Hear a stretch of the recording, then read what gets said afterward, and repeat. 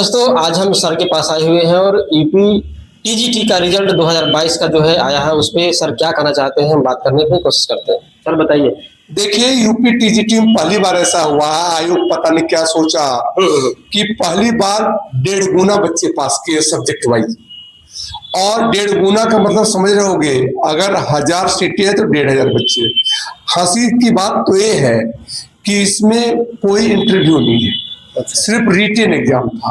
उसके बाद document verification थे। तो अब तक तो ऐसे ही हुआ है कि जितने सीटें थे उतने ही बच्चों को बुलाया जाता था। हाँ, कुछ बच्चे डॉक्यूमेंट वेरिफिकेशन में फेल हो जाते थे जी।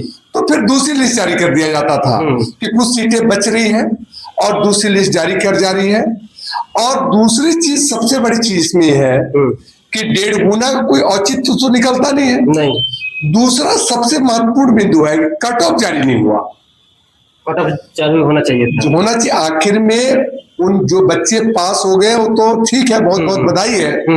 लेकिन जो बच्चे फेल हो गए उनको भी तो ये जानकारी होनी चाहिए जी कि कितने नंबर पे कट आउट गया है और मैं कितने नंबर से पीछे रह गया, कि आगे की तैयारी के लिए हम मेहनत को और आगे बढ़ाए। क्योंकि देखिए, नंबर आने पर ही बच्चों को यह समझ में आता है कि हमें आगे कैसे तैयारी को रखनी है। तो निश्चित तौर पर जब कट ऑफ आया ही नहीं, अब इसका क्या कैलकुलेशन बैठेगा। मान लो 120 क्वेश्चन पे 20 लड़के हो गए और 119 पे 10 लड़के हो गए मान लो।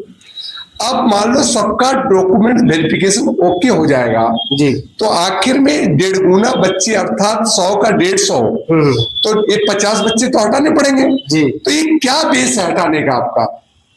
सबसे महत्वपूर्ण मुद्दा तो यह है सवाल कि अगर इंटरव्यू होता है तो ये बातें होती है, इंटरव्यू अच्छा गया, बुरा गया, ये गया, तो यह बच्चे छट गए। लेकिन आप सिर्फ डॉक्यूमेंट वेरिफिकेशन में नंबर तो देना नहीं है, कट ऑफ पे तो कोई चेंज करोगे नहीं।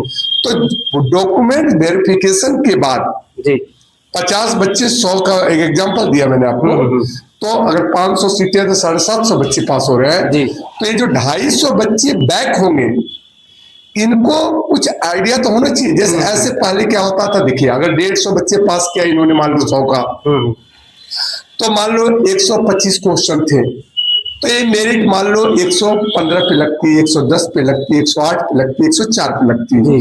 तो अभ्यर्थियों को पता होता है कि मेरा नंबर कितना है, तो उन्हें एक आइडिया मिल जाता है कि देखो 120 वाले हैं, मेरे 104 है, भले मैं क्वालिफाई तो कर गया जी, लेकिन फाइनल लिस्ट में आने की संभावना मेरी कम है। एक होप कम बेसी हो जाता है। और जिस बच्चों की ज्यादा नंबर है उसे भी लगता है कि इंटरव्यू खराब भी जाएगा तो भी मेरा नंबर बहुत ज्यादा है और मेरा सिलेक्शन तो हो जाएगा। लेकिन आयोग ने ऐसा कुछ किया ही नहीं, जिससे सभी के अंदर एक संशय, डर, भ्रष्टाचार, तमाम बातें दिमाग में आएगी। क्योंकि जब तक कोई बात क्लियर नहीं हो जाएगी तब तक आप कैसे कह सकते हो कि हमारा ये सिस्टम सही है। ठीक है, अब तक का जो रिपीटेड था वही कर देते। जैसे मैथ में मान लो 50 सीट है तो 50 बच्चे पास कर देते, डॉक्यूमेंट में 2, 4, 5, 10। लेकिन मोस्टली आप समझो कि डॉक्यूमेंट वेरिफिकेशन में फेल होने की संभावना कम होती है, क्योंकि डॉक्यूमेंट्स करके थोड़ा बहुत एरर आता भी है तो लोग एफिडेविट बनवा लेते हैं और उसको करेक्शन का टाइम नहीं मिल जाता है तो करवा लेते हैं। तो डॉक्यूमेंट वेरिफिकेशन में इक्का दुक्का कहीं छट गया, गाये बगाए मान लो तो नहीं कह सकते, लेकिन लंबी लिस्ट तो नहीं जाएगी ना। ऐसा थोड़ा डॉक्यूमेंट वेरिफिकेशन 25 लोग बाहर हो जाएंगे, 20 लोग बाहर हो जाएंगे, ऐसा तो आज तक नहीं हुआ कभी।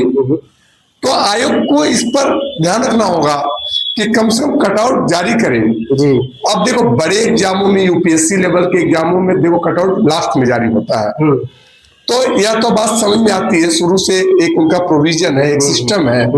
लेकिन एक टीजीटी हुआ, पीआरटी हुआ, इसमें पीजीटी हुआ, इसमें शुरू से ही यह नियम है कि आप कटआउट दोगे।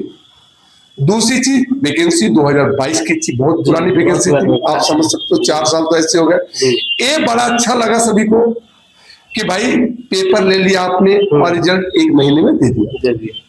ये तो बहुत बेहतरीन काम है और उम्मीद करेंगे आगे भी ऐसा होता रहे। लेकिन इस तरह से कटआउट जारी करके रिजल्ट दिया जाए तो सभी के अंदर संतुष्टि होगी, सभी आंसर की चेक कर लेते हैं कि मेरे कितने सही है और कितने गलत है, तो उससे कोई असमंजस वाली बात नहीं रहेगी। ये तो आयोग ने खुद ही ऐसा रूल निकाल कर अभ्यर्थियों को असमंजस में डाल दिया कि आखिर में 1.5 गुना बच्चे क्यों पास हो रहे हैं। तो यह एक बहुत बड़ी समस्या। बाकी जो पास हुए उन्हें बहुत बहुत बधाई हो, और आगे सबकी नजर है कि आखिर में छटेंगे जो बच्चे वो किस बिहाफ पे छटेंगे, और 1.5 गुना बच्चे पास हुए तो किस बिहाफ पे 1.5 गुना बच्चे पास हुए हैं। इस सब की नजर तो इस पे हर अभ्यर्थी की लगी हुई है। तो हम लोग भी इस पे ध्यान रख रहे हैं कि आयोग नया क्या कर रहा, हो सके अपनी परीक्षा नीति में कुछ नया बदलाव लेके आ रहा कि क्या कर रहा। लेकिन जो भी हो, पारदर्शिता में कहीं न कहीं सेंध तो लग रही है, थोड़ा सा सेंध तो लग रही है कि अगर हमें नंबर पता लग जाता तो कोई ऐसी बात नहीं रहती। सभी को पता है कि मेरा नंबर कम आया, हमारा सिलेक्शन नहीं हुआ। लेकिन नंबर पता ना होने पर और लिस्ट में नाम आकर अचानक कब लिस्ट में कैसे आया, कैसे छट भी गया, यह तो बड़ा विशेष बात है ना। ये आने का रीजन पता होना चाहिए, छटने का रीजन पता होना चाहिए। यहाँ तो आने का रीजन ही पता नहीं है कि कितने लिस्ट में सिलेक्शन हुआ मेरा, क्या सबसे कम लिस्ट गया, ये सारी बातें। धन्यवाद सर।